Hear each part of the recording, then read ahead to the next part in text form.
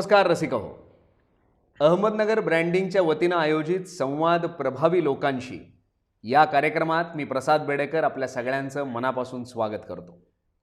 आज आपल्यासोबत आहेत सांस्कृतिक आणि शैक्षणिक क्षेत्रात त्याचबरोबरीनं सामाजिक क्षेत्रात स्वतःचं अत्यंत वेगळं काम उभं करणारं आपल्या अहमदनगर जिल्ह्यातलं एक अत्यंत तरुण असं नेतृत्व. नेतृत्व हा शब्द जरी राजकारणाशी संबंधित असला तरी त्यांचा ह्यांच्यापर्यंत फार काही प्रवास आलेला नाही आहे आणि म्हणूनच त्यांचं जे काम या तिन्ही क्षेत्रात आहे ते मात्र फारच मोठं आहे. आज आपण भेटणार आहोत आपल्या अहमदनगर जिल्ह्यातले माननीय श्री प्रशांत भाऊ यशवंतराव गडाख यांना. भाऊ नमस्कार. आणि आमच्या या कार्यक्रमात आपलं मनापासून स्वागत. पहिलाच प्रश्न खरं तर मला विचारायचा आहे, तुम्हाला सतत माणसांमध्ये राहायची सवय, वेगवेगळ्या कामाच्या निमित्तानं, सामाजिक क्षेत्रातल्या ह्याच्या निमित्तानं, पण बहुतेक जगाने पहिल्यांदाच 70 दिवसाचा पॉज अनुभवला आहे. तुमचे हे दिवस कसे गेले लॉकडाऊनचे? काय केलं तुम्ही 70 दिवस? तुम्ही म्हणता ते बरोबर आहे. कारण लोकात राहायची सवय, कार्यकर्त्यात राहायची सवय, मित्रात राहायची सवय. पहिले 15 दिवस तर आपण सगळेच हँग होतो, घाबरलेलो होतो. खरंय. कारण हा प्रकार नवीन होता सगळ्यांनाच. आणि मी नेहमीच म्हणजे फारशा काय बातम्या बघत नाही. बरं. परंतु त्या काळात बघितल्या आणि आपण ह्या क्षेत्रात काही तज्ज्ञ नव्हतो, त्यामुळे ते जे काय म्हणतात ते आपण ऐकायचं फक्त. तेच खरं मानायचं. ते खरं मानायचं आणि काळजी वडीलधाऱ्यांची घ्यायची. मला पहिलं टेन्शन साहेबांचं असायचं. खरंय. मग ते सॅनिटायझर वगैरे काय असायचं ते करायचं, पण ते काय साहेब मानत नव्हते.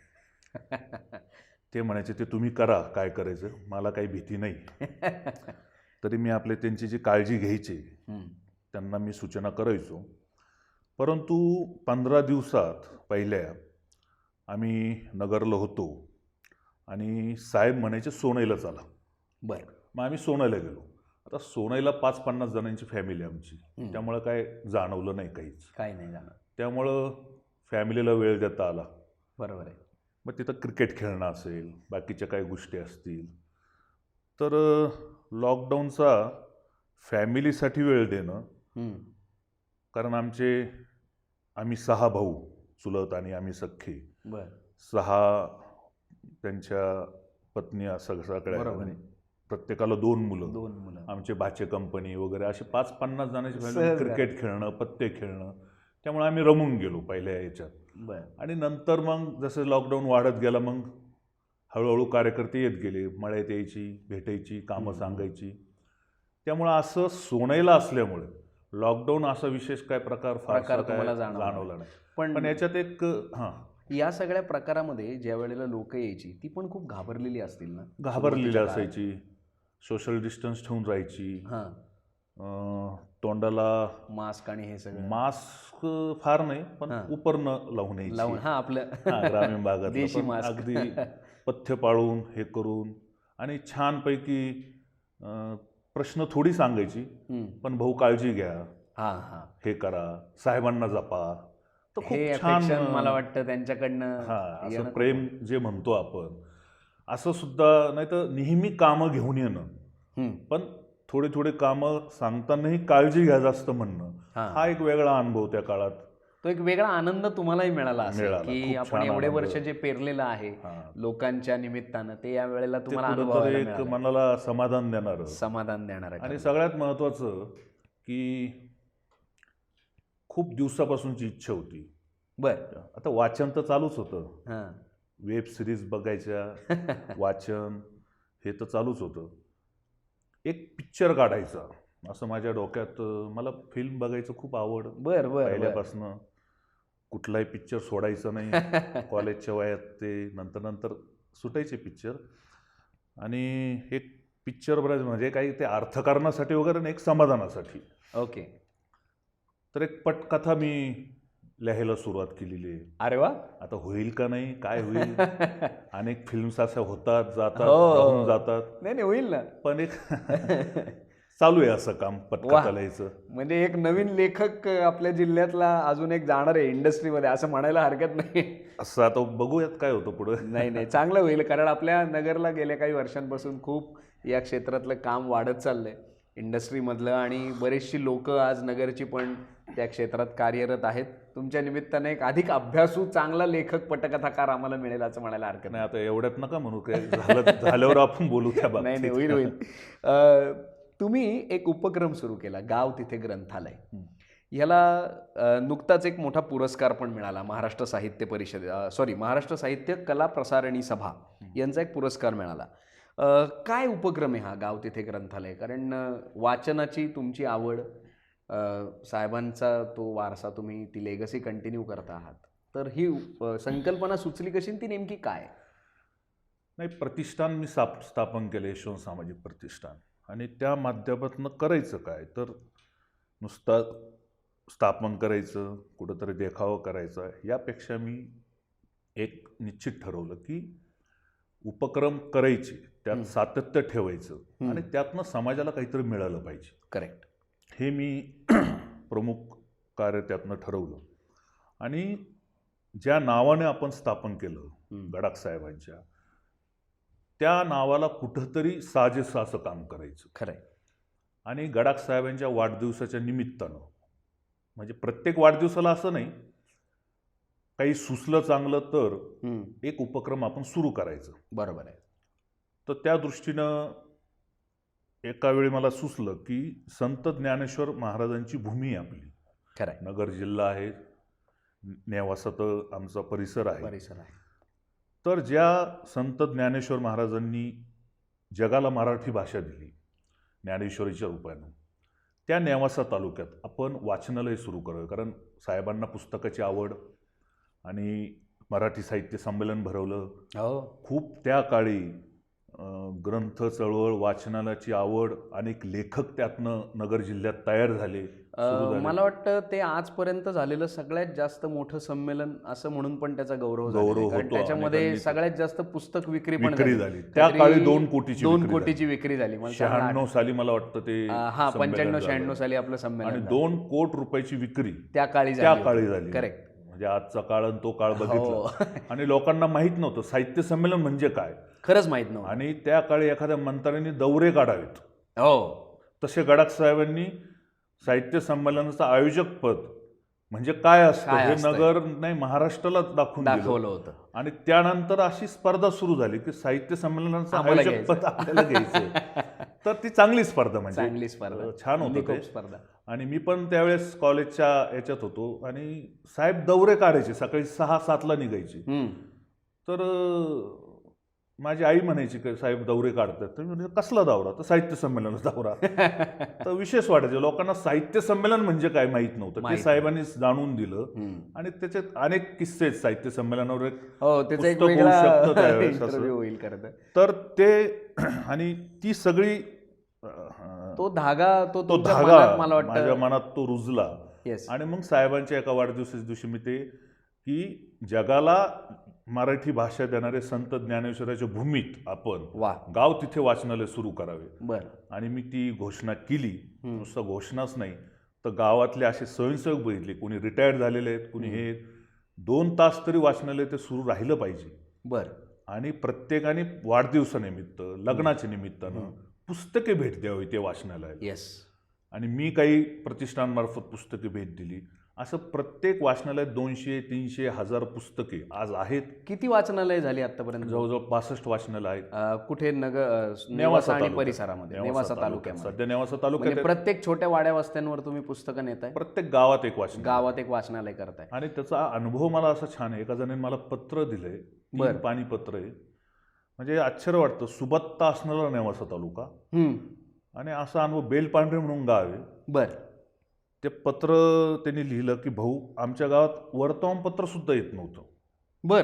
वाचनालयाच्या निमित्तानं वर्तमानपत्र आलं. म्हणजे उसाचा हा तालुका, नुसता अर्थकारण हे ते सगळं असताना, बरोबर आहे, ते गावातले लोक काय करतात, एखाद्या बागायतदाराकडे जातात की 6 महिने तुम्ही वर्तमानपत्र द्या वाचनालयासाठी. मग वर्तमानपत्राच्या निमित्तानं लोक त्या वाचनालयात पुस्तकं हाताळतात.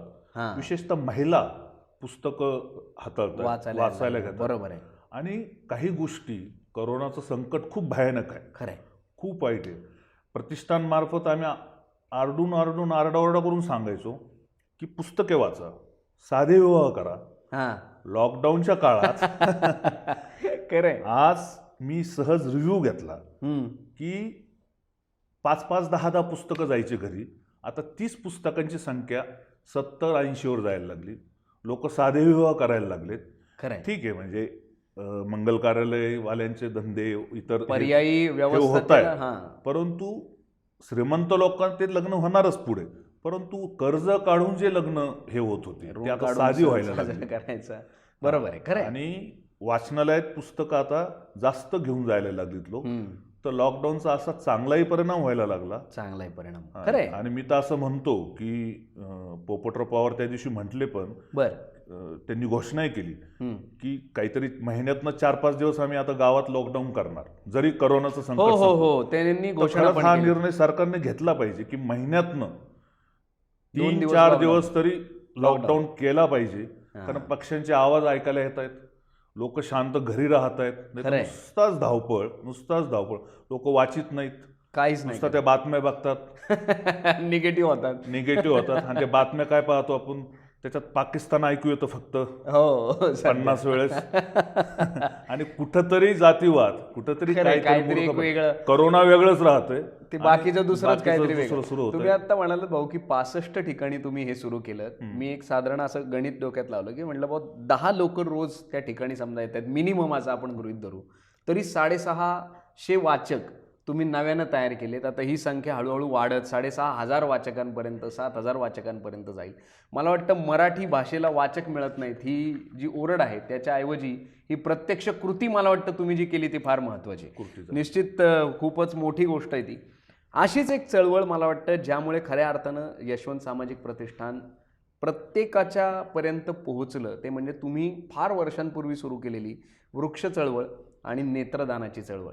म्हणजे मला वाटतं ती जाहिरात कदाचित आपलीच असेल, तुमच्याचसाठी केलेली, की एक मेकअप करणारी ती मुलगी आहे आणि तो एक मुलगा पळत येतो, तिला दिसत नसतं वगैरे, अशी मी ती एक ॲड पाहिली होती.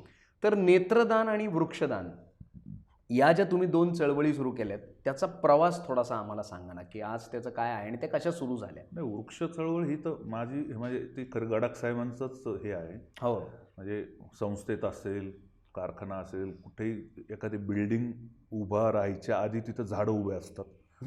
एखादं झाड तोडलं जातं फक्त, आणि मग तिथे बिल्डिंग उभ्या राहते.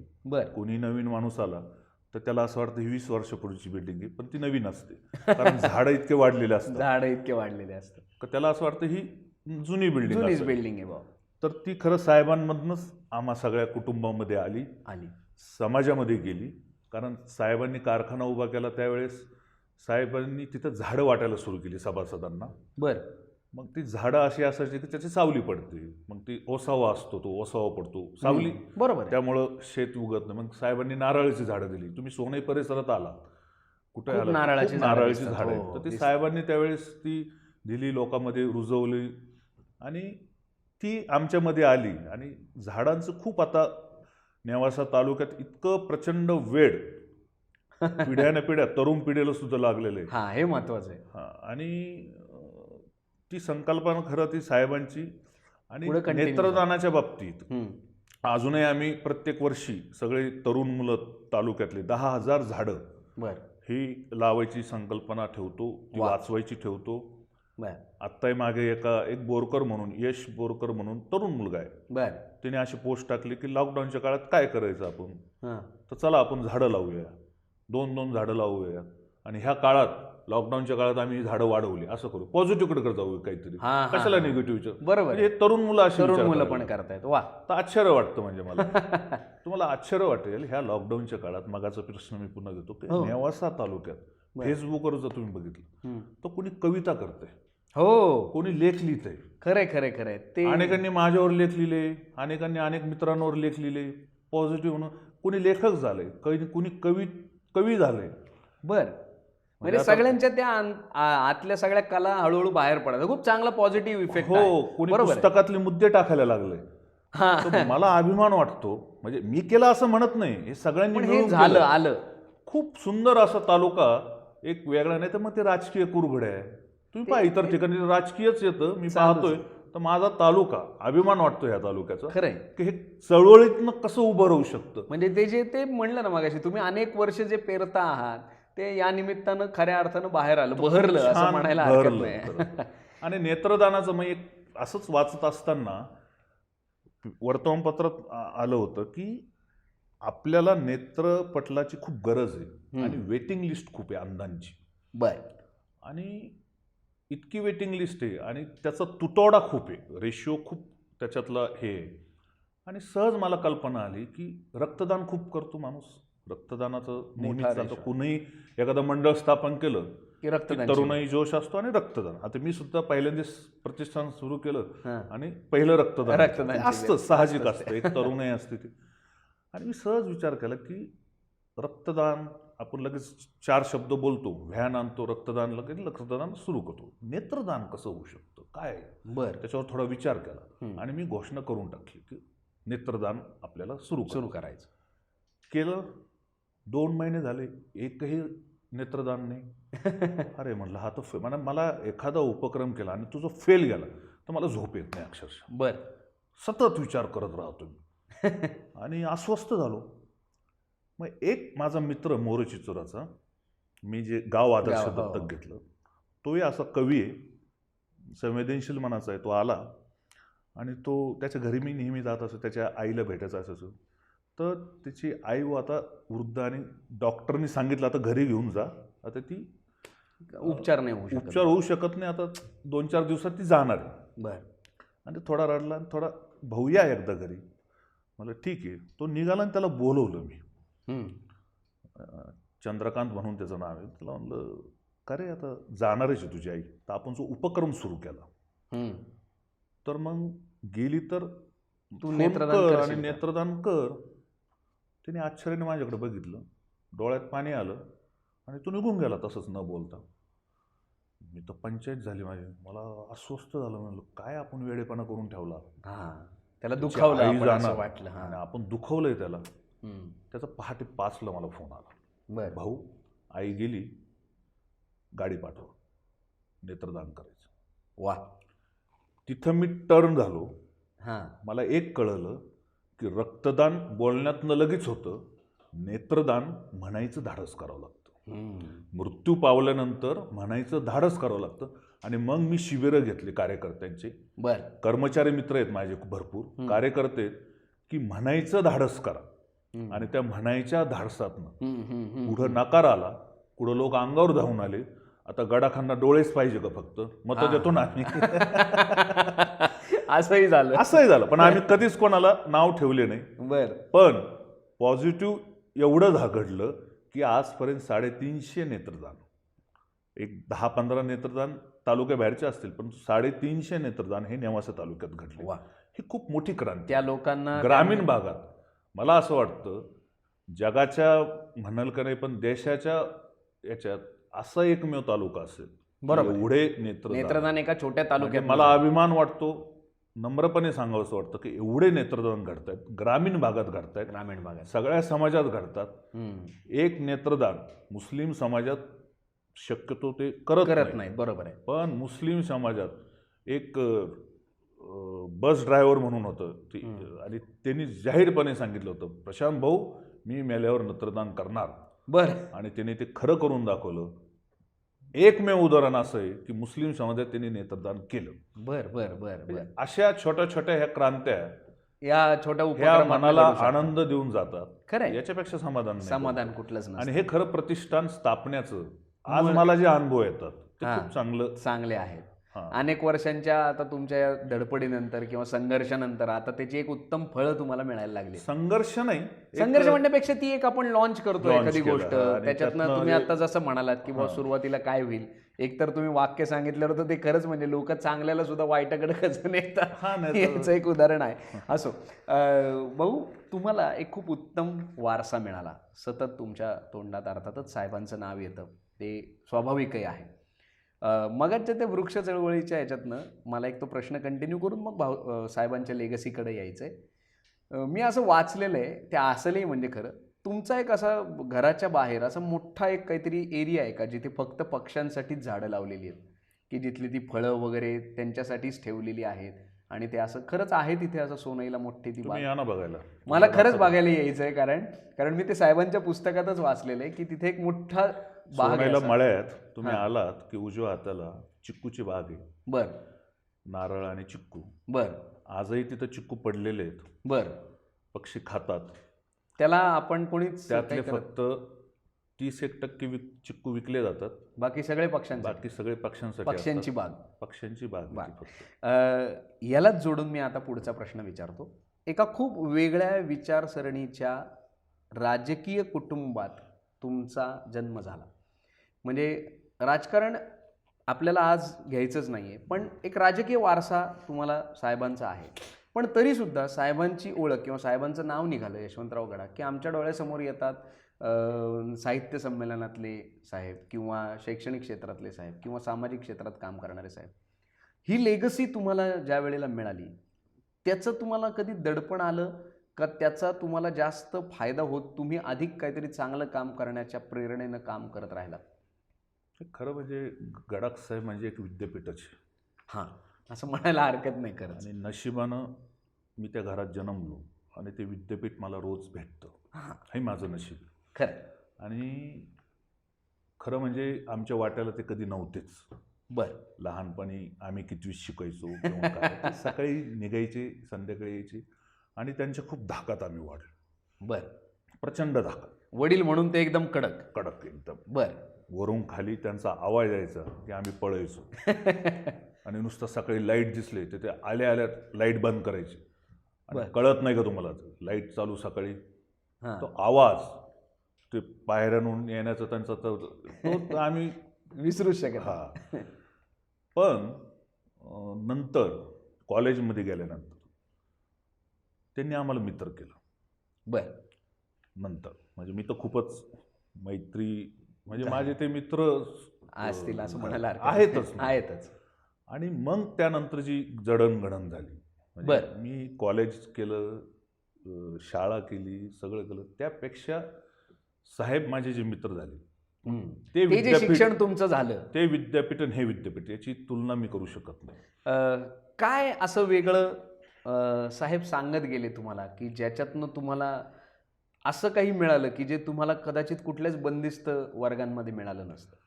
आता वाचासिद्धी जे म्हणतो ना आपण, हम्म, आता थोडक्यात लॉकडाऊनच्या काळात हम्म.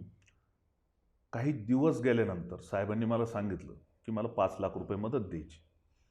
आणि ती मदत, ते पत्र असं दे CMला की मला ती मदत कोणासाठी द्यायची? श्रमिकांसाठी, जे बरं. मजूर. चाललेत. हां, पहिलं आता तुम्ही वर्तमानपत्र उघडून पहा, पहिलं साहेबांचं स्टेटमेंट असं आहे की ही मदत श्रमिकांसाठी व्हावी. हम्म. आज तुम्ही हाल पाहताय. खरंय. अजूनही कोणाला ते वाक्य आठवत नसावं, ती पहिली स्टेटमेंट साहेबांचं ते. हम्म. त्या 5 लाखानंतर अनेक शिक्षकांचे मला फोन आले, आम्हाला पण द्यायचं. मग नंतर 10 लाख त्यांचे, 10 लाख संस्थेचे, 20 लाख आम्ही दिले. आपण दिले. हो. तर त्याचे ओळखतात ना पुढचं, हां, विजनरी फार माणूस. फंटॅस्टिक असतं. हां हां हां. D.Ed. B.Ed. कॉलेज मी काढले.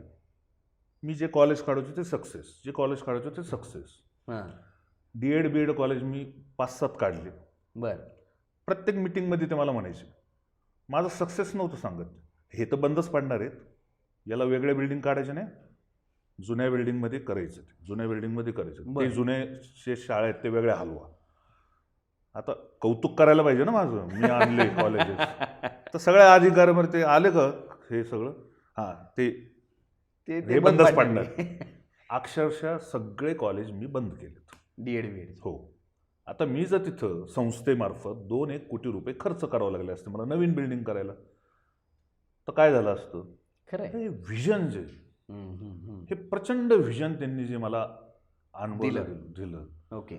म्हणजे डेंटल कॉलेज मला काढायचं होतं, हां. प्रशांत ह्या फंदात पडायचं का? तर मी ते काढलं. हम्म. माझ्या आयुष्यात इतका सेटबॅक मला कधीच बसला नाही, जो ते डेंटल ज्याला झटका म्हणतो आपण आयुष्यात. तर ते काढायच्या वेळेस मला एक वाक्य साहेब बोलले होते, हां. प्रशांत खूप सक्सेस मिळाला होतो, कारण साहेबांनी बेसिक एज्युकेशन केलं, मी प्रोफेशनल कॉलेज सुरू केलं, बरोबर आहे. सक्सेस मिळाला, हे मिळालं. आता साहेब बोलतात की प्रशांतनी वेगळं प्रोफेशनल कॉलेज सुरू केले, हम्म. संस्थेला एक आधार मिळाला त्यामुळं. पण डेंटल कॉलेजच्या वेळेस साहेबांनी एक प्रश्न पोहताना श्वास कुठंतरी थांबवला पाहिजे, सतत पोहत नाही राहिलं पाहिजे. आणि तो झटका मला बसला. बर ठीक आहे, मी कव्हर झालो त्यातनं, बर. पण ते वाक्य मला अजून आठवतं. तर ते जे पुढचं व्हिजन आहे ना, अनुभवात नसेल, याच्यात नसेल, बर काहीतरी देवी शक्ती असेल. बरोबर आहे, खरं आहे. पण मी म्हणतो त्यापेक्षा सायन्सच्या भाषेत अनुभव जास्त, ताऊन तो सखोलून एक्सपिरियन्स निघालेला सगळं जे एवढ्या अनुभव वर्षांचा असतो, तो जो आला तो खरं आहे. तर आणि त्यातनं मला ते. आणि मग काय असतं, सध्या भक्त हे खूप शब्द हे आहे, पण मी त्या माणसाचं एक शब्द जरी बोललो तर ते शब्द कधीच टाळत नाही. बर आणि त्याच्यावर विचार करतो, थोडं प्रॅक्टिकल हे करून मग पुढे जातो. म्हणून मी जे समजतो की विद्यापीठ आहे आणि मला ते रोज अनुभवता हे मी माझं खूप भाग्य समजतो. तुम्ही आत्ता एक खूप छान प्रसंग सांगितलात. खरं असा अजून एखादा प्रसंग तुमच्या आयुष्यात आहे की ज्या वेळेला तुम्हाला तुमचे वडील नव्यानं भेटले? ते मी सांगितलंय तो की प्रसंग. मला खूप गडाख साहेब समजतात असं मला खूप वाटायचं. बर कारण रोज मी त्यांच्याबरोबर as a friend, as a वडील, म्हणजे कुठेही फिरायला घेऊन जायचं. माझी खूप गोची व्हायची, कारण लोकांना मी पाहिजे असतो मतदारसंघात, हां प्रशांत भाऊ असले पाहिजे, हे असले. आणि साहेबांना ह्या वयात बाहेर घेऊन जाणं, हां तर मला त्यांच्यावर राहणं गरजेचं असतं. तुम्हाला ते जास्त महत्त्वाचं वाटतं. आणि मग लोकांना दरवेळी सांगायचं काय, मग लोकांना असं वाटतं प्रशांत भाऊ गेले आता कुठंतरी फॉरेनला गेले, काहीतरी जमीन घेतायत तिकडं, असं असे खूप अफवा चालू असतात. मला हसू पण येतं त्याचं, पण मी साहेबांबरोबर जातो त्यांना घेऊन जाणं वगैरे असं. तर तुमचा जो प्रश्न आहे की नव्यानं भेटले, आणि मला असं वाटायचं साहेब मला खूप कळतात. पण जेव्हा अमृत महोत्सव मी केला, त्यांच्या सगळ्या बातम्या, त्यांचं सगळं, त्याच्यात फोटोबायोग्राफी केली, त्यांचा जीवनपट केला, बरोबर आहे, 70-80 मिनिटाचा. 80 मिनिटाचा. आणि त्या सगळ्या याच्यात अर्धविराम पुस्तक वाचल्यावर मी त्यांना पत्र लिहिलं होतं की तुम्ही खूप वेदना झाकून टाकल्या, तुम्ही खूप गोष्टी सांगितल्या नाहीत. आणि हे सगळं बघितल्यावर त्या डॉक्युमेंटरीच्या याला मी भाषणात सांगितलं होतं बर की मला गडाख साहेब काहीच कळले नाही, कारण मी सतत 6 महिने त्या डॉक्युमेंटरीच्या याच्यात सगळ्या याच्यात जेव्हा बघितले साहेब, त्यांनी वेदनेचं रूपांतर क्रिएशनमध्ये करून टाकलं होतं. वा, खूप महत्वाचं वाक्य आहे. आणि म्हणून मला साहेब त्याच्यानंतर अधिक कळायला लागले. हां, आणि त्यामुळे मग आपल्याला काय वाटतं, आपण प्रत्येक गोष्ट दुःख शोधतो ना, कुरवळतो, आणि त्या दुःखात आपण क्रिएशन केलं पाहिजे, त्याचं रूपांतर क्रिएटिव्हमध्ये केलं पाहिजे. हे साहेबांकडनं मी अधिक शिकलो. तुम्ही शिकलात म्हणजे ते खरं तर वास्तवात घडून येणं यासाठी आता सध्या खूप लोक धडपडतात की दुःखाचं रूपांतर क्रिएशनमध्ये करणं, पण ते तुम्ही अनुभवलं असं म्हणायला हरकत नाही. म्हणजे ती एक महत्वाची गोष्ट आहे. आणि मोठे माणसं आहे ना, आपण लवकर समजून घेऊ शकत नाही. खरी गोष्ट आहे, ते मरूपर्यंत समजू शकत ते नाही. काळाच्या पुढचा विचार करत असतात, कारण ते आपल्याला बऱ्याचशा गोष्टी नंतर समजतात त्यांच्या. तेच आता आम्ही इथे आलो त्यावेळेला एक खूप सुंदर पुस्तकातल्या ओळी आम्ही वाचल्या, जो चरखा ज्यांचा आहे बापूजींचा, तर त्याच्यावर खूप सुंदर पुस्तक मी वाचत होतो. महात्मा गांधी समजायला खरंय मला वाटतं कोणते तरी आईन्स्टाईन का कोणतरी म्हटले होते की पुढच्या पिढीला महात्मा गांधी हे होऊन गेले एवढे समजणार सुद्धा नाही. महात्मा गांधी म्हणजे महान, खरंच म्हणजे त्यांना आपण जे महात्मा म्हणतो ते त्या अर्थाने. एनिवेज आपण पुढे जाऊयात. यश ग्रुप तुमचा जो खूप मोठा आहे, तुम्ही आत्ता खरं तर बोलता बोलता त्याच्याबद्दल सांगितलं, शैक्षणिक क्षेत्रात तुमचं त्या बाबतीत बरंच मोठं काम आहे. आता तुम्ही बोलता बोलता काही गोष्टी सांगितल्या की DED कॉलेज किंवा डेंटल कॉलेज किंवा तुम्ही आता याच्याकडे, या शिक्षणाकडे भविष्यातल्या कसं पाहता, आणि यश ग्रुपचं पुढचं विजन काय असणार आहे? कारण शैक्षणिक क्षेत्रात तुम्ही अनेक वर्ष काम करताय, तुम्ही खूप साऱ्या गोष्टी जवळून पाहिल्यात. तुम्हाला काय वाटतं की आता हे ऑनलाईन ऑफलाईन शिक्षण किंवा हे काय असेल पुढचं फ्युचर, काय होऊ शकतं? नाही, मुळात ही जबाबदारी ज्यावेळेस मी शैक्षणिक संस्थेची स्वीकारली, त्यावेळेस त्याच्या आधी मीटिंग्स घेत असताना आधीची पिढी म्हणजे गडाख साहेब आणि त्यांची पिढी मी पाहत होतो. आणि त्यातनं मी एक शिकलो की आपण ज्यावेळेस जबाबदारी घेतो त्यावेळेस एक पिढी घडवतो. बरोबर आहे, ती खूप मोठी जबाबदारी. करेक्ट आहे. खूप पालक, आता हे झालेले आहेत विद्यार्थ्यांबाबतीत. अगदी रोजंदारीवर जाणारे पालक सुद्धा विचार करा. चांगला विचार म्हणजे चांगलं मला त्यातनं दिसलं. ते प्रश्न विचारतायत शिक्षकांना, चांगली बाजू. तर खूप पालक आता शिक्षणावर वाटेल तिथं खर्च करायला लागले. CET असेल, नीट असेल, म्हणजे ते कोट्यवधीचे व्यवहार तर व्हायला मग लागले. मी काय केलं, ठरवलं आता की त्या परीक्षा त्या बाबतीतले हे सगळं आपल्या परिसरात सुरू करायचं. ओके. नीटच्या बाबतीत असेल, बाकीच्या CETच्या बाबतीत असेल, मग देशभरातली चांगली लोक आता त्याच आमच्या मिटिंगा आम्ही घेतोय की त्या आता तिथं परिसरात सुरू करायच्या. बरं. अरे वा. स्पर्धा परीक्षा केंद्र आम्ही 4-5 वर्षापासून सुरू करतोय. चांगली शिक्षक त्यासाठी आणतोय. लाख रुपये ते पुणा, नगर इथं घालवतात. त्यानंतर सगळे ISO प्रोफेशनल कॉलेज केले. आता मला शाळा महाविद्यालय सुरू करायचे. सिनियर कॉलेज मी केलेत. त्यानंतर सिम्बायोसिस पुणा बॉम्बे हायवेला आपण बघितलं स्किल युनिव्हर्सिटी सिम्बायोसिस त्यांच्याबरोबर आम्ही 2 वर्षापासून टाईप केलंय. अरे वा. विद्यार्थी तिथं पाठवतो, तिथले शिक्षक इकडे येत आहेत. अरे वा. त्यांच्याबरोबर आम्ही हे सगळं सोनईमध्ये घडतं. सोनईमध्ये घडतंय. वा. आणि मला आता इंग्लिश स्पोकन त्याचे एक 20-25 टीचर्स आणायचे. आणि 7वीपासून 5वीपासून त्या विद्यार्थ्यांना स्पोकन, कारण आपला ग्रामीण भागातला विद्यार्थी त्याच्यात जरा थोडासा गडबडतो. आणि मला शिक्षणापेक्षा आहे ना 3 भाषेवर प्रभुत्व पाहिजे. इंग्लिश, हिंदी आणि मराठी. त्या 3 भाषेवर प्रभुत्व असेल तर ह्या पुस्तकी ज्ञानाच्या पलीकडं विद्यार्थी जाऊ शकतो. करेक्ट आहे. कारण ब्रिलियंट मुलं जे ते फार थोडे असतात. ब्रिलियंट म्हणजे जे कोणीतरी सायंटिस्ट होतात, एक्स्ट्राऑर्डिनरी असतात. एक्स्ट्राऑर्डिनरी. बाकी ज्यांना भाषेवर प्रभुत्व आहे, ज्यांना आत्मविश्वास आहे, ते मुलं सर्व क्षेत्रात यशस्वी होऊ शकतात. अगदी. आता फार्मसीचा मुलगा तो फक्त फार्मसिस्ट दुकान टाकून बसतो. ॲग्रीच्या मुलांना हा स्कोप असतो. आर्ट्स, कॉमर्स, सायन्स यांना वेगवेगळे स्कोप असतात. पण तुम्ही एखाद्या क्षेत्रातच अडकून न पडता, मी कोणत्याही गॅदरिंगला गेलो तर फार्मसीला त्यांना म्हणतो तर तुम्ही फक्त त्याच्यातच अडकून विचार करू नका. त्याच्यात अडकून उपयोग नाही. वेगळं. आणि याच्याही पलीकडं मी सगळे ग्राउंड्स हे ओपन असले पाहिजे. ते खेळात असले पाहिजे. अवांतर पुस्तकं विद्यार्थ्यांनी वाचले पाहिजे. बरोबर आहे. त्यासाठी वेगवेगळ्या कल्पकता हे करतो. आता मला एक उदाहरण सांगतो. तुम्ही ते फेसबुकवर बघितलं असेल. एक भगवे कपडे घातलेली तिने महात्मा गांधींचा, आता परत त्या विषयावर गोळी मारली. इसका खून भी काला है. मी अस्वस्थ झालो. बरोबर आहे. म्हणलं ह्या बाईला शोधायचं, निच्यावर खटला दाखल करायचा. बरोबर आहे. अस्वस्थ झालो. आणि अचानक माझ्या लहान मुलींनी मुन्नाभाई MBBS काय तो पिक्चर लावला, लगेरो मुन्नाभाई. आणि मी तो बघितला. म्हटलं आता तिला शोधण्यापेक्षा माझ्याकडे किती विद्यार्थी आहेत, अनेक विद्यार्थ्यांनी बघितलं असेल, त्यापेक्षा आपण काहीतरी पॉझिटिव्ह करू. खरंय.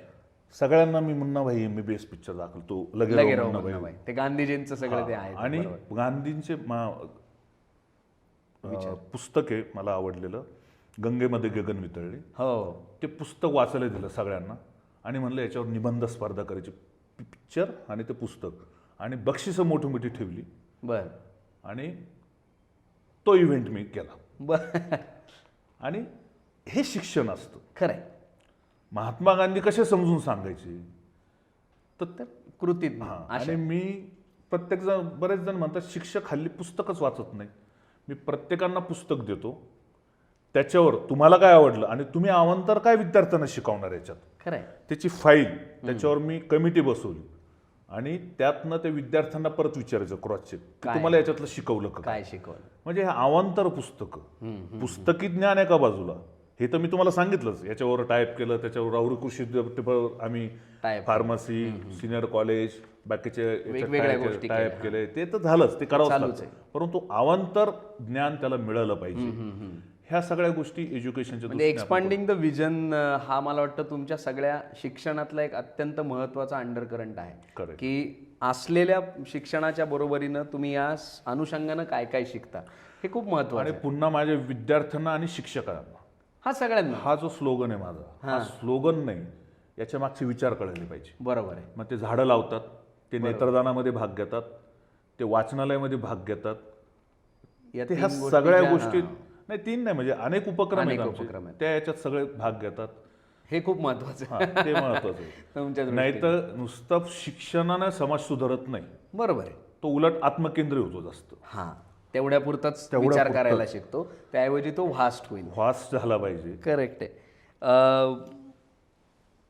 तुम्ही आता भाऊ बऱ्याच वेळापासून तुमचं काम सांगताय. एखादा माणूस दडपून जाईल ते ऐकून तुम्ही जे करताय ते. कसं काय मॅनेज होतं तुम्हाला एवढं सगळं, हा माझा पहिला प्रश्न. आणि त्यालाच जोडून एवढं मोठं काम करत असताना सुद्धा मी काहीतरी खूप मोठं करतोय हा आव कधीच तुमच्या कामामध्ये नसतो. हे कॉम्बिनेशन कसं काय मॅच केलं आहे तुम्ही एवढ्या वर्षांपासून? कारण काही लोक म्हणजे आता तुम्ही पाहताय गाव पातळीवर इकडं तिकडं एखादं काहीतरी बिस्किटाचे पुडे वाटतात आणि 100 फोटो छापून आणतात. अशा काळात तुमच्यासारखा माणूस सापडणं ही खूप मोठी गोष्ट आहे. हे कसं काय जमतं मॅनेज तुम्हाला? नाही एवढं मी काय मोठं आहे नाही, पण एक मनात ठेवलं की आपण समाजाचं देणं लागतो, याच्यात सगळं संपतो विषय. एका समाजाने आपल्याला वाढवलं, काहीतरी आहे ना की ज्या पिढीने आपल्याला घडवलं. आता सोनई गाव आहे, मी पण लहानपणी थोडा रागीट होतो, पण त्या गावाने मला समजून घेतलं. ओके, तो त्यांनी तुमचं ग्रूमिंग केलेलं हो, एक प्रकारे तुम्हाला वाढवलंय. तर आता तुमची वेळ आहे त्यांना शहर काहीतरी- आहे, हे शहराने मला घडवलं. खरंय. इथल्या शिक्षकांनी, इथं मला मित्र दिले, इथं सगळं माझं शिक्षण झालं. बरोबर आहे. तर आपलं देणं लागतं काहीतरी, बस याच्यात सगळं संपतं याच्यात ना. सगळं तुमचं असं आलंय असं म्हणायला हरकत नाही. कारण ते खूप महत्वाचं आहे, ही जाणीव होणं. कारण तुम्ही मगाशी बोलता बोलता म्हणालात की हा अनुभव मी सुद्धा घेतलाय बऱ्याचदा, की तुमची खूप वाट बघतात लोक की नाही आम्हाला प्रशांत भाऊच हवे आहेत. कारण एक ती वेगळी कनेक्टिव्हिटी तुमची त्या लोकांशी जुळली, ती मला वाटतं तुमच्या या स्वभावाचाच भाग असावा की तुम्ही फार पटकन आपलंसं करता सगळ्यांना. हा अनुभव खूप जणांना नक्कीच आलेला असणार आहे. मला वाटतं मुलाखतीच्या निमित्तानं बरेच जण नंतर कमेंटमध्ये टाकतीलच आहे. पण हा साधेपणा जो तुमच्यात आला आहे त्याच्या मागचं एका वाक्यात तुम्ही दिलेलं उत्तर की मी काहीतरी समाजाचं देणं लागतो असं म्हणायला हरकत नाही. मी आता शहराकडे येणार आहे, कारण तुम्ही विषय काढला या शहराचा. काय दिलं तुम्हाला या शहराने असं तुमचं मत आहे? काही नाही दिलं, कारण प्राथमिक शिक्षण, माध्यमिक शिक्षण, कॉलेजचं शिक्षण सगळं नाही. डबल ग्रॅज्युएशन केलंय. बरं. MA हिस्ट्री, इतिहास बरं. जो माझा आवडता आहे. आणि मी म्हटलं की सगळे शिक्षक, प्रोफेसर्स त्यांनी मला घडवलं. इथं प्रत्येक गल्लीत, अगदी भिंगारपासून तर कुठल्या याच्यात, प्रत्येक गल्लीत माझे 4-4, 5-5 मित्र आहेत. बरोबर आहे. त्यांच्यात मी वाढलो, मोठा झालो. हां. म्हणजे मी श्रीमंत गरीब असं म्हणणार नाही, प्रत्येक वर्गात, प्रत्येक जातीत माझे मित्र आहेत. कारण मी सायकलीवर जायचो, हे तर माहिती सगळ्यांना. आता वारंवार आमचे तिन्ही भाऊ आम्ही बरं. सायकलीवर कॉलेजचं शिक्षणापर्यंत सायकलीवर होतो. त्यामुळे माझे त्यापर्यंतचे मित्र आहेत. ओके. आणि मोठमोठी याच्यातली पण मित्रमंडळी आहेत. बरोबर आहे. आणि खासदाराचा मुलगा हां हे कधी बिरुदच नव्हतं मला. हां. त्यामुळं तो कोंडावळा ते कधी मला जाणवलंच नाही. ते दडपण नसायचं कधी. त्यामुळं मी गल्लो न गल्ली पायी फिरलेलो आहे, सायकलीवर फिरलेलो आहे, रिक्षात फिरलेलो आहे. त्याच्यामुळं अगदी टांग्यामध्येच होते त्यावेळेस. टांगे होते. टांगा गल्ली. हो आहे. आणि ती नवीन मराठी शाळा होती. बरोबर. बाहेर ते टांग्याचे आवाज अजूनही मला, तिथं गेलं का तो वास शेणाचा आणि तो टांग्याचा आवाज मला अजून रांगेत येतो. उभे राहायचे ते. बरोबर आहे. म्हणजे ते कोणते ते घास गल्ली असेल, कोणती गल्ली असेल, चौपटी कारंजे असेल, काय पंडित नेहरूंचा पुतळा अप्पू चौकात, हो. तो काय देखावा असायचा. ते पुण्यात नसायचं असं. एवढं सुंदर ते तो सगळा धबधबा व्हायचा शांत, ते पंडित नेहरूंचा असे तो पुतळा शांत, आणि ते रंगीत लाईट आणि लाईट पाणी आणि खाली भेळ मिळायची. ते भेळ किती 3 भेळ खायचो मी. सिद्धिबागेत जाऊन बसवतो तिथली भेळ, ती रेल्वे असायची, हो. ते रेल्वेत बसलेलो आहे. बरोबर आहे. आणि किती गोष्टी नगरनी दिल्या, काय आनंद दिला नगरनी, शहराने. चांदबिबीवर जायचो त्यावेळेस तर अगदी वरपर्यंत जायला परवानगी असायची. हो, काही वेळा तिथं जाऊन गप्पा मारले मित्रांबरोबर. आता बंद केलंय ते वर आता जाणं. वरती जरा ते थोडंसं बंद केले सुरक्षेमुळे. आणि खूप आनंद दिलाय. आजही देतं हे शहर तुम्हाला तेवढाच आनंद, का काही थोडी जरा गडबड झाली? नाही, गडबडीत नाही जायचं आपल्याला. नाही नाही, आता गडबडीत जाऊ पण नका. शहरात फार मलाच वेळ नाही मिळत खरं म्हणजे. कधीतरी येतो मित्रात गप्पा मारायला जातो. शहर म्हणायला गेलं तर आजही तसंच आहे. हां, कधी कधी असं वाटतं तसंच असलं तर चांगलं आहे, की सुधारलं खूप, की जुन्या आठवणी जातील. पण सुधारणा झाल्या पाहिजे जुन्या गोष्टी ठेवून. मला खरं खूप वाईट वाटतं. माझा एक मित्र आहे टाकळकर, राहुल टाकळकर, त्याच्या समोर त्याच्या घरी जायचो आम्ही. मला वाटतं तो चौपटी का 12 माळेवाड्यात 12 तोटी कारंजा. 12 तोटी कारंजा. हां, कायम पाणी यायचं. हो, त्या पाण्यात आम्ही असं खेळलेलो आहे. तो तोडला तोडून गेला. टाकला. ह्या जुन्या आठवणी त्याला उलट व्यवस्थित जोड देऊन त्याला छान हे करून संवर्धन. का तोडला मला त्या प्रश्नात खोलात जायचं नाही. मला त्या याच्यात जायचं नाही. पण त्याचं चांगलं संवर्धन करून त्याला छान हे करून त्याची हिस्ट्री जोपासून खूप काही करता येण्यासारखं आहे. हे जे गाव आहे भाऊ आपलं अहमदनगर, मी सुरुवातीला पण सांगितलं की या गावाला जवळपास असा 530 वर्ष पूर्ण झाली. आम्ही नुकताच त्याचा आपण सगळ्यांनी मिळून वाढदिवस साजरा केला. पण तरीही अनेकांचं असं म्हणणं आहे की या गावाला बऱ्याच वर्षांपासूनचा लॉकडाऊनच लागलेला आहे, याचं काही होतच नाही. तुम्ही एक सामाजिक क्षेत्रात काम करणारी व्यक्ती म्हणून तुम्हाला काय वाटतं, कसं तुमच्या दृष्टीनं या शहराचं विजन काय असावं? कसं असावं हे शहर, कसं झालं पाहिजे, काय गोष्टी करता येऊ शकतात या शहरामध्ये?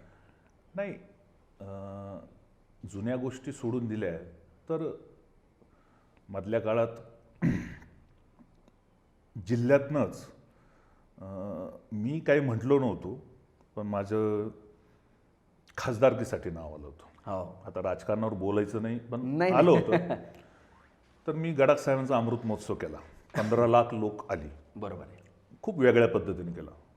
मला माहितीही नव्हतं की हे नाव येईल आणि खूप पक्षाकडनं विचार नाही झाली. बरोबर आहे.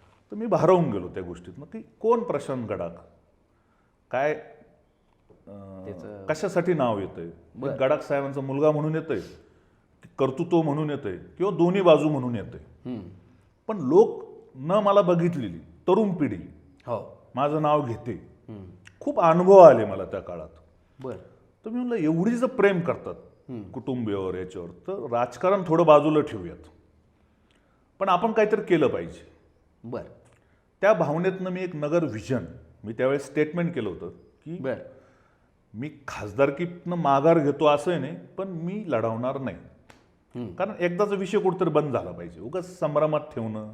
कारण अनेक तरुण पिढ्या असतात, कुटुंब असतात, त्यांना कुठेतरी अटॅच व्हायचं असतं. राजकारणात तुम्हाला काहीतरी भूमिका घ्यावं लागतात. करेक्ट आहे. नाही तर मग आपण विनाकारण त्यांना तोंडावर पाडतो. खरं आहे. म्हणून मी म्हणलं मी लढवणार नाही. आणि ती भूमिका घेत असताना मी म्हणलं पण लोक एवढं प्रेम करतात तर राजकारणाविरुद्ध मला व्हिजन मांडायचं. तर मी ती यंत्रणा तयार केलेली आहे व्हिजनसाठी. त्यात नगर शहर प्रामुख्यानं आहेच, बर, पण नगर जिल्हा आहे. ओके. नुसता दक्षिण नाही, त्यात उत्तर पण आहे. आणि माझ्या परीनं, हां, कारण काय होतं, मग आता प्रशांत गडाख व्हिजन मांडणार, मग अपेक्षा वाढतात बरोबर आहे. आणि तिची चेष्टा पण व्हायला नको. जेव्हा माझं योग्य समाधान होईल त्यावेळेस मी ते मांडणार. ओके. त्यात आधी छोटे छोटे मुद्दे असणार, त्याचा फॉलोअप मी घेणार. नुसतं सगळ्या पक्षाला हां, आणि सगळ्या नेत्यांना, मग त्यात खासदार असतील, आमदार असतील, मंत्री असतील, त्याच्यात मी आता माझे बंधू शंकरराव मंत्री, मग मी सरकारमध्ये मी त्याला अलिप्त ठेवणार त्या बाजूला. ओके. मी सरकार नाही, मी मंत्री नाही, मी तुमच्यासारखा सर्वसामान्य माणूस आहे. माझी स्वतंत्र यंत्रणा आहे. तुमच्यासारख्या तळमळीच्या लोकांना बरोबर घेऊन, ज्याला माझ्या व्हिजनमध्ये यायचं त्यांनी, आणि सगळ्या पक्षाच्या खासदार आमदारांना बरोबर घेऊन मला हे व्हिजन, त्याच्यात सगळे ॲड होऊ शकतात, त्यांची कल्पना सांगू शकते आणि त्याचा फॉलोअप म्हणून, म्हणजे ॲज ए कर्मचारी म्हणून मी तुम्ही काम पाठपुरावा करणार. बर. यंत्रणा म्हणून. पण म्हणजे ठीक आहे, हा उल्लेख आला म्हणून हे सगळं जर तुम्ही समजा तो एक प्रस्ताव स्वीकारला असता तर अधिक जोमाने करता आला असतं असं वाटतं का नाही वाटत? हल्लीचा काळ राजकारण करण्यात काही तुम्हाला इंटरेस्ट नाही? इंटरेस्टच नाही. ओके. एखादी गोष्ट सांगू शकाल त्या नगर विजनमधली की जी तुम्ही, ठीक आहे अजून तुमचं त्याच्यावर काम चाललेलं आहे नो डाऊट, सांगू शकतो ना. पण काय असं कसं आहे वाटतं तुम्हाला? आता पुरातत्व खात्याकडे मला असं वाटतं चांदबिबी महाल आहे. हम्म. तर अनेक लोक तिथं जातात, झाडी लावतात, खूप काही ज्याच्या त्याच्या परीने कोण काय करतं. छोट्या गोष्टी तिथं खूप सुंदर दगड आहेत, बरोबर आहे.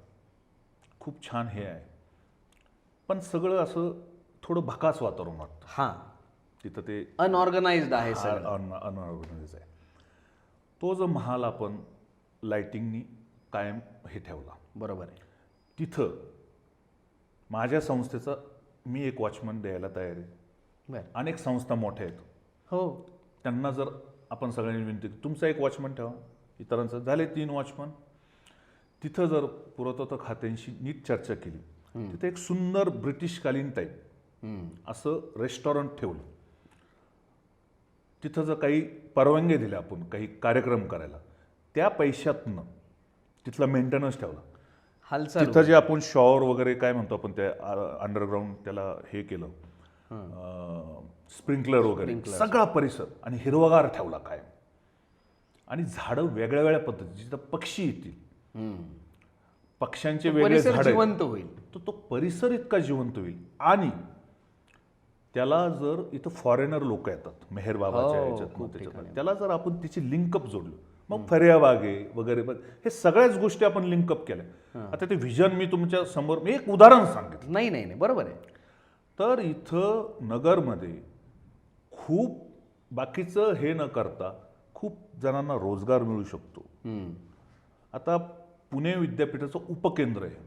हो, ते थोडं तुम्हाला लांब वाटतं, बाबुर्डी भेनला लांब वाटतं, पण तो परिसर इतका जवळ येईल नगरमध्ये. कारण पुणे विद्यापीठ हे खूप लांब वाटायचं आता. हो, ते आता कुठलं आत आलंय.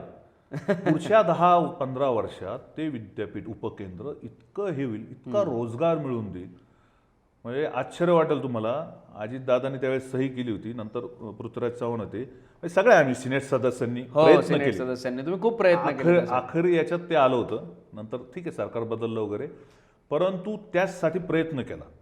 तो रोजगाराच्या दृष्टीने, नगर शहराच्या दृष्टीने इतका तो परिसर मोठा होणार आहे. मोठा होणार. एज्युकेशनच्या दृष्टीने, शिक्षण सगळंच कनेक्ट पटकन आणि अर्थकारणाच्या दृष्टीनं, म्हणजे शैक्षणिक दृष्ट्या.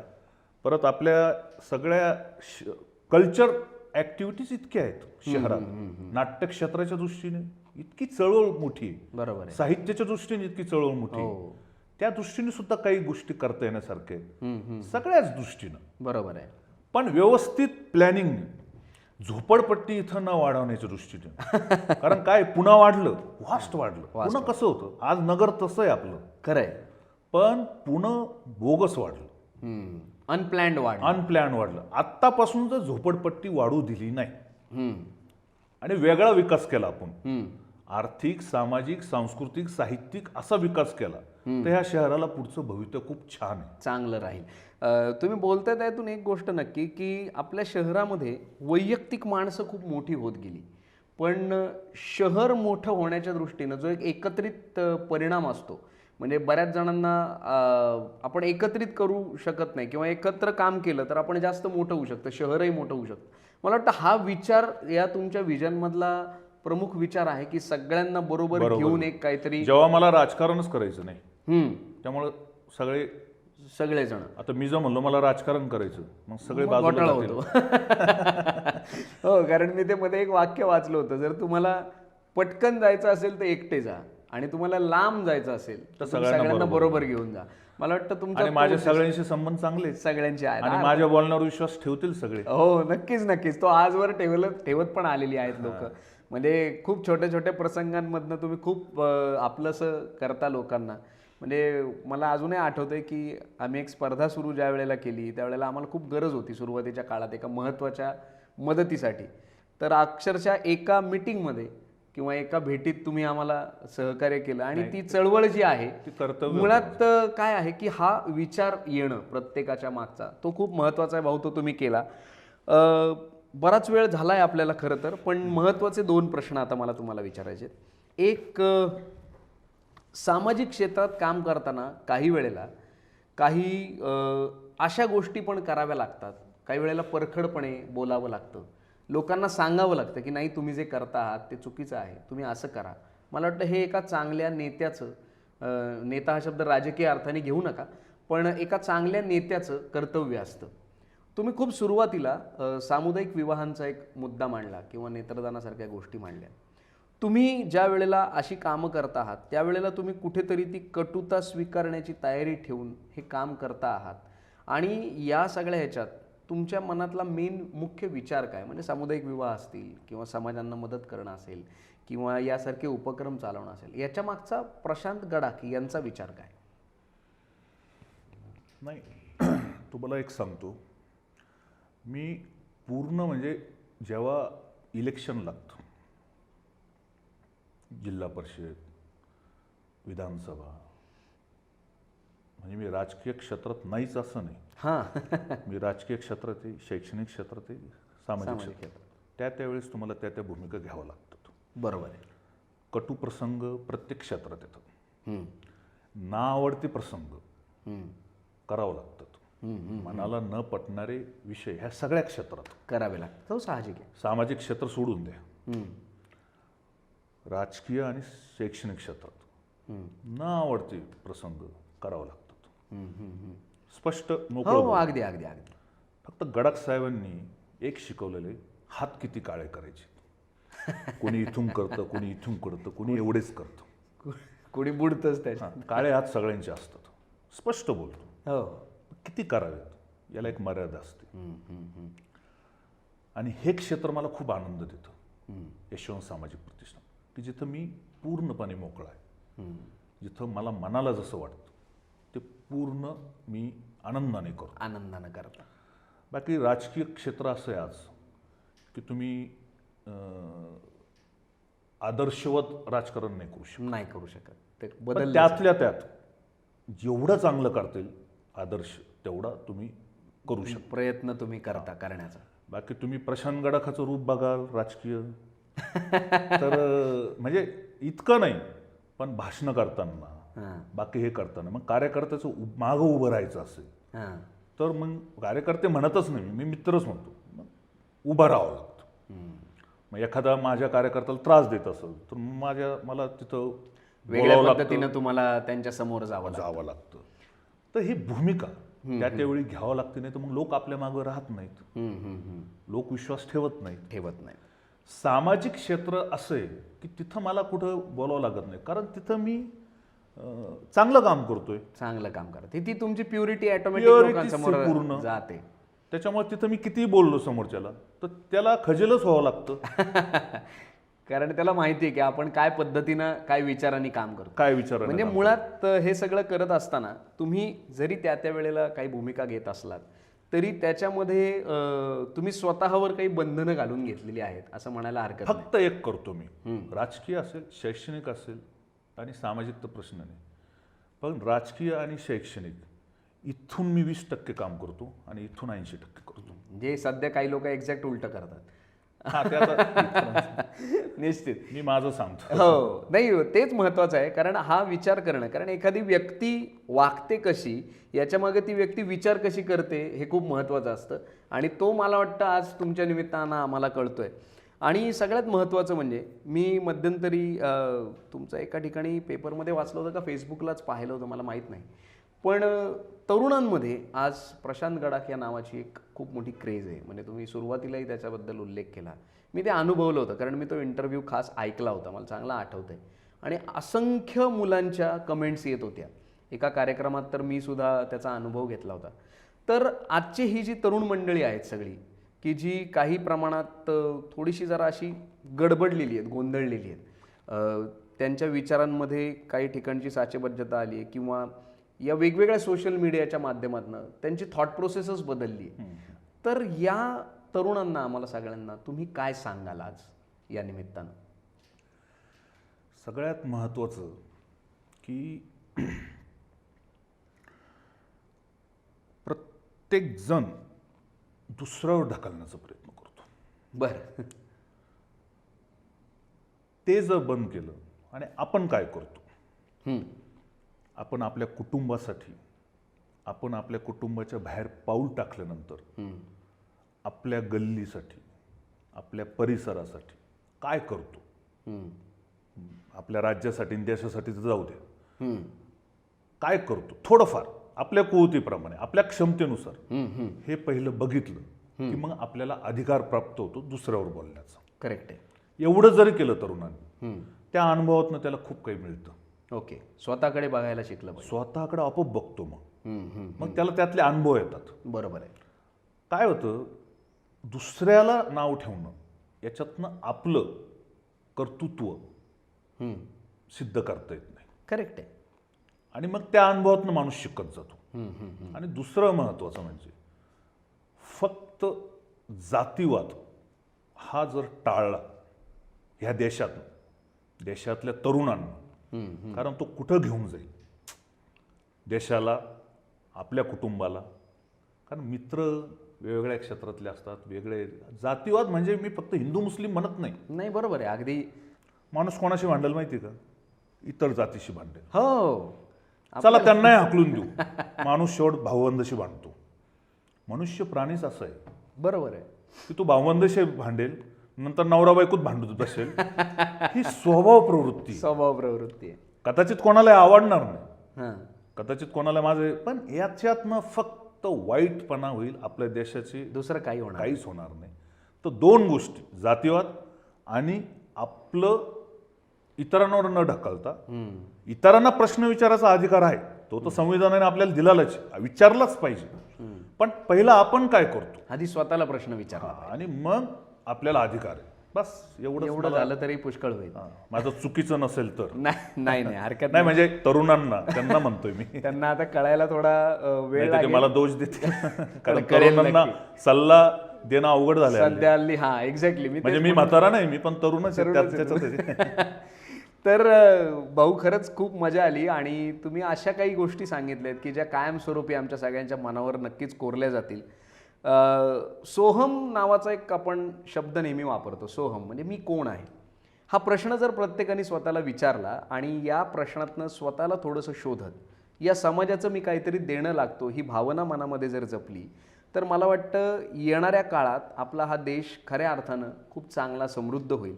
हे नगर जे अनेक वर्षांपासून एक आनंद देणारं शहर आहे असं भाऊंनी त्याचा उल्लेख केला, ते शहर अधिकच आनंद आपल्याला देत राहील. आणि या शहरासाठी त्यांनी तयार केलेलं जे विजन आहे ते मला वाटतं सत्यात उतरवण्यासाठी आपण सगळ्यांनी त्यांच्याबरोबर उभं राहणं गरजेचं आहे.